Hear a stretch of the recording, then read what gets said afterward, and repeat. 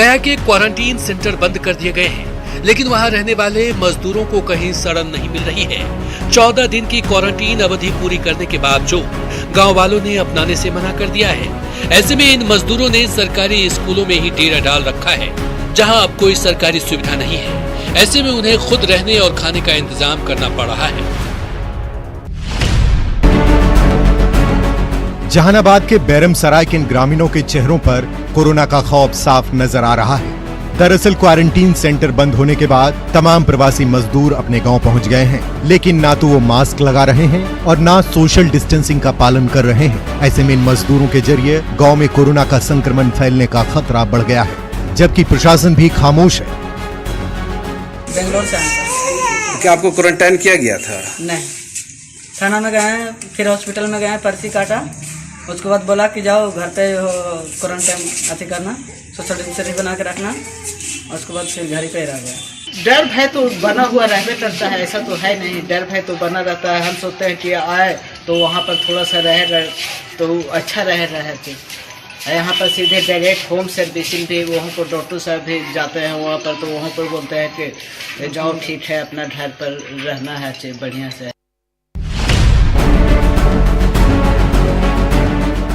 टूटा फर्श, गंदगी का अंबार और आवारा पशुओं का डेरा।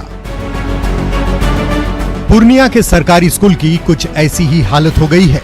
कुछ दिन पहले तक ये स्कूल क्वारंटीन सेंटर बने हुए थे, जहां प्रवासी मजदूरों ने डेरा डाल रखा था, लेकिन अब क्वारंटीन सेंटर हटा लिया गया है। तो इन स्कूलों की ये तस्वीर सामने आ रही है। टीचर रोजाना ड्यूटी पर तो आते हैं, लेकिन उन्हें ये नहीं पता कि स्कूल कब खुलेंगे। ये स्थिति जो है, अभी तो हमारे यहाँ का सेंटर 28 को ही क्लोज हो चुका है और उसके साफ सफाई तो अभी तक विभाग के द्वारा कोई आदेश प्राप्त नहीं है साफ सफाई का, क्या होना है, क्या कैसे होना है।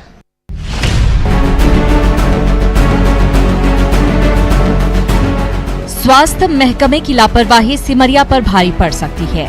दरअसल सिमरिया रेफरल अस्पताल का लैब टेक्नीशियन कोरोना पॉजिटिव पाया गया है। उसे तो कोविड अस्पताल में भर्ती करा दिया गया है, लेकिन न इस अस्पताल को सैनिटाइज किया गया है और न ही सील। यही नहीं, लैब टेक्नीशियन के साथ काम करने वाले डॉक्टर और कर्मचारी भी रोजाना ड्यूटी पर आ रहे हैं। ऐसे में आम लोगों में कोरोना का खौफ साफ देखा जा रहा है। खबर बेतिया से है, जहां कोरोना खतरे के बीच बेतिया की जो तस्वीर सामने आ रही है वो काफी डराने वाली है। यहाँ अब किसी को कोरोना का कोई खौफ नजर नहीं आ रहा है। आलम यह है कि कोरोना खतरे के बीच लोग इतनी बड़ी संख्या में बाजार और सड़क पर निकल रहे हैं, जिसके कारण प्रतिदिन शहर में जाम लग रहा है। जाम के कारण लोग घंटों भीषण गर्मी में फंसे रहते हैं। सबसे ज्यादा जाम शहर के लाल बाजार, मीना बाजार से लेकर स्टेशन चौक और छावनी रेलवे फाटक पर देखने को मिल रहा है।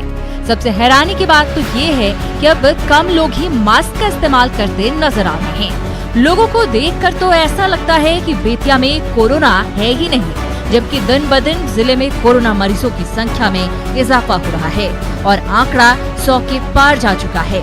लेकिन ना तो सोशल डिस्टेंसिंग का लोग ध्यान रख रहे हैं और ना ही मास्क का इस्तेमाल कर रहे हैं।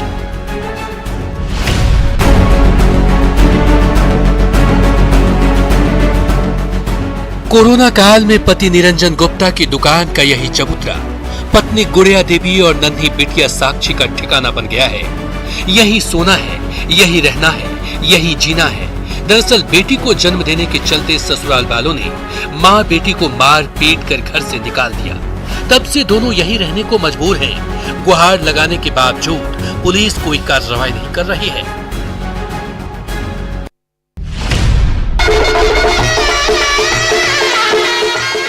ना ढोल, ना बाजा और ना ज्यादा तामझाम। जमशेदपुर के शिव मंदिर में कुछ इस अंदाज में कोरोना काल में शादी हुई। फूलों के बजाय सैनिटाइजर से स्वागत हुआ, तो वरमाला से पहले दूल्हा और दुल्हन ने एक दूसरे को मास्क पहनाया।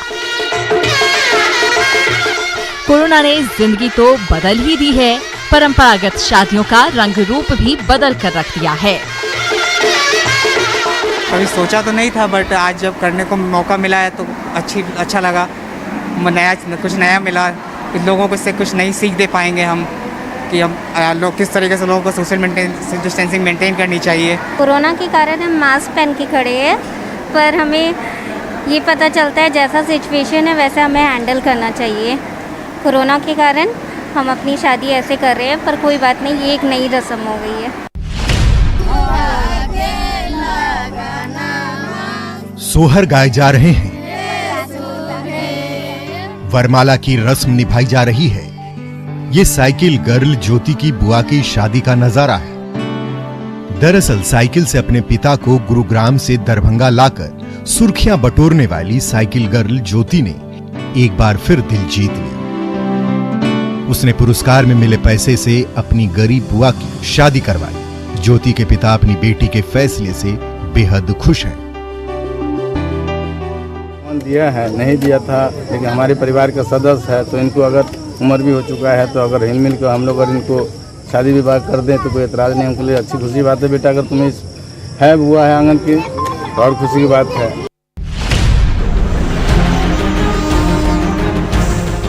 इस श्रमिक स्पेशल ट्रेन ने कौवा कोल की रत्ना देवी की झोली खुशियों से भर दी है। गर्भावस्था में वो अपने पति गोरेलाल मांझी के साथ कानपुर से अपने गांव लौट रही थी। ट्रेन में ही प्रसव पीड़ा हुई और महिला रेल यात्रियों की मदद से चलती ट्रेन में ही बच्चे का जन्म हुआ। ट्रेन जब नवादा पहुंची तो मां और बच्चे को अस्पताल में भर्ती कराया गया। दोनों स्वस्थ हैं।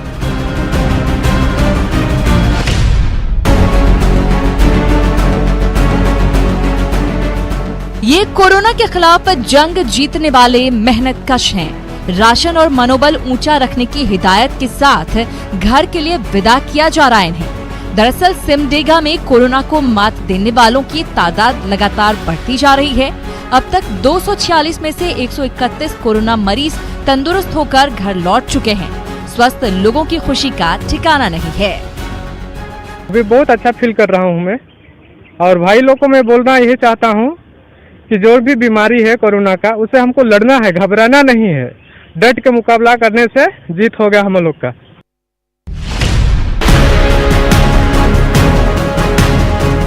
हाथ में दिल्ली का टिकट आते ही खुशी का ठिकाना नहीं रहा। दरअसल दिल्ली के 47 खानाबदोश मजदूर लॉकडाउन के चलते पाकुड़ में फंसे हुए थे। आंधी पानी ने इनका बसेरा उजाड़ दिया था। काम नहीं मिल रहा था तो रोजी रोटी का भी संकट आ गया था। न्यूज 18 ने जब इन मजदूरों का दुखड़ा दिखाया तो पाकुड़ जिला प्रशासन की नींद टूटी। अब ये मजदूर अपने घर लौट सकेंगे। कुछ समाज सेवी लोगों ने आगे बढ़कर अपनी पहल की और उन लोगों को जाने के लिए अनुरोध किया कि उन्हें अवसर दिया जाए कि उनके माध्यम से जाने की व्यवस्था की जाए। तो उनके सहयोग से हम लोगों ने इन सभी लोगों के लिए ट्रेन का टिकट करवा दिया है। ये लोग कल अपने गंतव्य स्थल के लिए जसडी रेलवे स्टेशन से रवाना होंगे।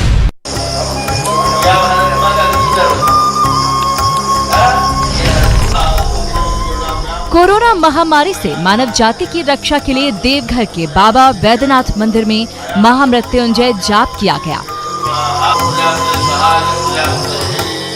11 तीर्थ पुरोहितों ने 44,000 बार महामृत्युंजय मंत्र का जाप किया।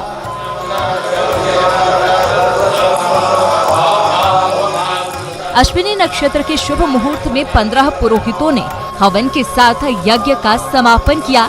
साथ ही बाबा बैद्यनाथ से कोरोना से निजात दिलाने की प्रार्थना भी की। आज जो है वो हवन हो रहा है तिल से, घी से, और साथ में बच, जटामासी, मरीच, हल्दी, पीला सरसों इत्यादि विभिन्न पदार्थों से हवन करके उन कृमि कीटादि के नाश के लिए, उन विषाणुओं के नाश के लिए।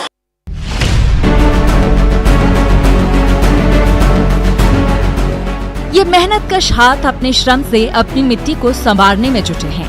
मनरेगा जैसी योजना इन प्रवासी मजदूरों के लिए वरदान बनकर आई है। इससे गांव में विकास कार्यों में तेजी आई है।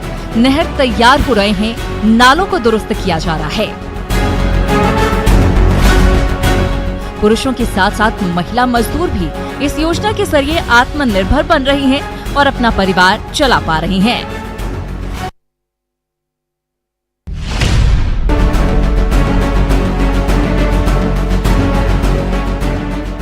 ये मजदूर मुजफ्फरपुर के मुशहरी में किसान चंदन कुमार की जमीन पर तालाब बनाने में जुटे हैं, लेकिन इसके लिए किसान चंदन कुमार को कोई खर्च नहीं करना पड़ रहा है। ये मनरेगा का ही कमाल है।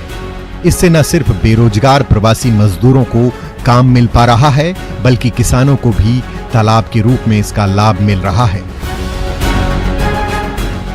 काम नहीं मिलता था इन लोगों को, और मनरेगा से हो रहा है तो इन लोगों को भी फायदा हो रहा है कि 2 पैसे कमा रहे हैं, और हम लोगों को भी फायदा हो रहा है कि जेसीबी से होता था तब पानी छूटने लगता था तो काम हो नहीं पाता था। कुदारी से है तो इससे निकलता है मिट्टी तो पानी उनी नहीं छूटता है।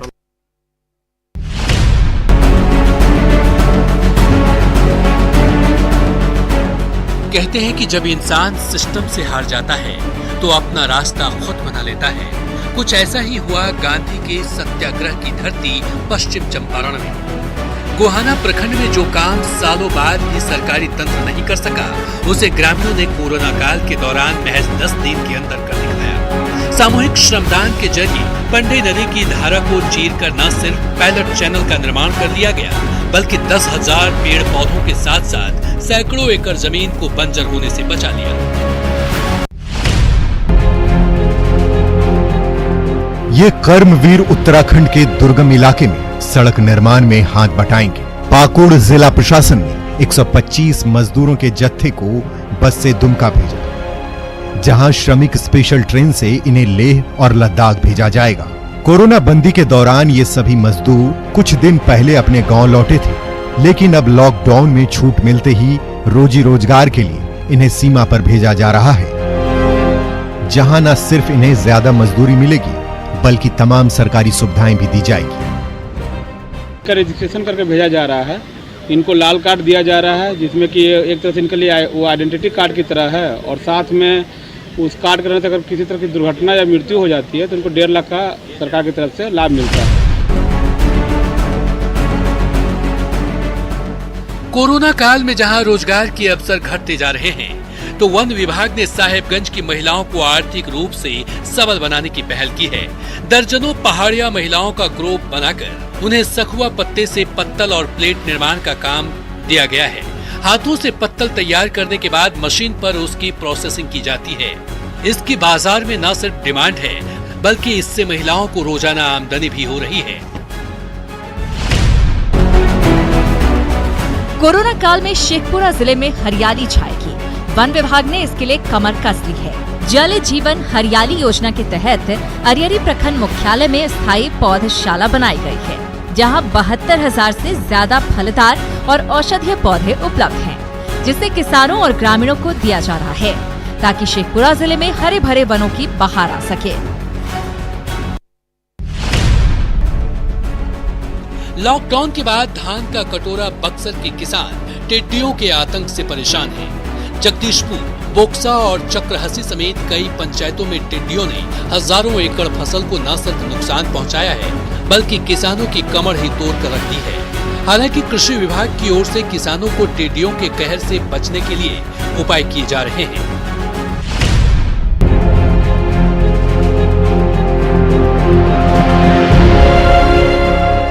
कोरोना काल में पलामू के बाड़ीझरिया और डाटम जैसे आदिवासी बहुल्य गांवों का बुरा हाल है। न पानी है, न बिजली, न सड़क और न न्यूनतम बुनियादी सुविधा। सड़क की हालत इतनी खराब है कि गांव की बेटियों की डोली उठना तक मुश्किल है। कोई बीमार पड़े तो खराब सड़क के चलते उसे समय पर अस्पताल ले जाना मुश्किल हो जाता है।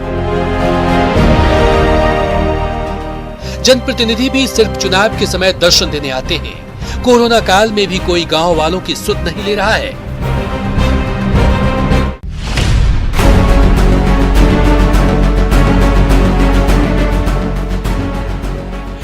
कोरोना काल में केंद्र सरकार ने गंगा नदी में 4 नए जहाजों के आवागमन को हरी झंडी मिलने से ठप पड़े व्यापार को गति मिलने की उम्मीद थी, लेकिन झारखंड सरकार ने इसे मंजूरी देने से मना कर दिया।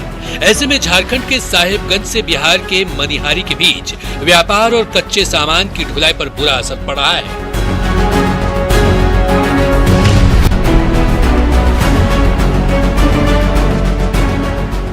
कोरोना काल में चास नगर निगम की लापरवाही के चलते बीमारियों को न्योता मिल रहा है।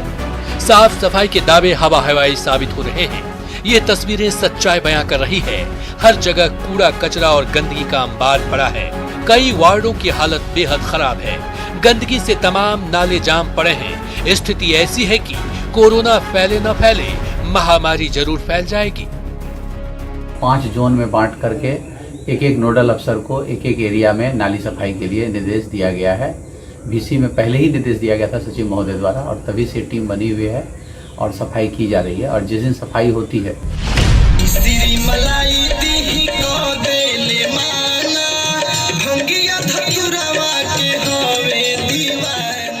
सावन का महीना आने में अभी कुछ दिन बाकी है। ऐसे में कोरोना काल के बावजूद हाजीपुर के रिकॉर्डिंग स्टूडियो व्यस्त हो गए हैं। शिव शंकर के एक हीरे नामा आँखों माया लगा।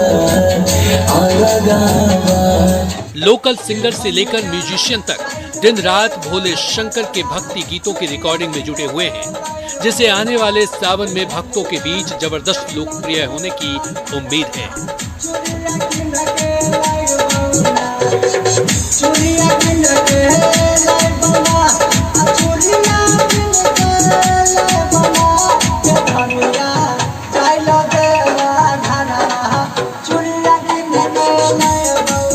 अभी एक आध सॉन्ग किया है सावन का, बहुत अच्छा है, अच्छा म्यूज़िक है उसका। जो हमारे म्यूज़िक डायरेक्टर हैं हमारे बड़े भैया रोशन रसीला जी, अच्छा कंपोज किए हैं म्यूज़िक, और गाना भी जो है बहुत अच्छा लिखा हुआ है। कमाल है, लाजवाब है, बेमिसाल है। ये मशीन तो कोरोना के लिए काल है। चीन की मशीन से बेहतर तो है ही, सस्ता भी है। कोरोना की काट यूवी सैनिटाइजर मशीन, जिसे बनाया है उदयपुर के डेंटिस्ट डॉक्टर वैभव पारिक ने। हम लोगों को बहुत ज़्यादा टेंशन थी कि कल को हमारे कारण किसी और पेशेंट को इन्फेक्शन का, कोरोना का इन्फेक्शन का ट्रांसमिशन नहीं हो सके, इसलिए हम लोगों ने एक डिवाइस बनाई, इसको यूवीसी सैनिटाइज़र कहते हैं। इससे क्या होता है कि पूरे जितने भी एरोसोल जनरेट होते हैं जो पेशेंट करके जाता है, उनको हम जो कोविड-19 वायरस है वो उसको ख़त्म करता है।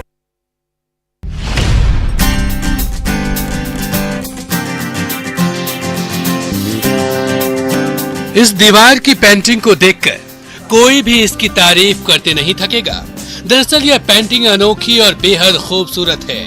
इसे बनाया है सूरत के शिक्षक तुलसी पटेल ने, जो लॉकडाउन के समय से ही जगह जगह जाकर वार्ली पेंटिंग दीवार में कर रहे हैं।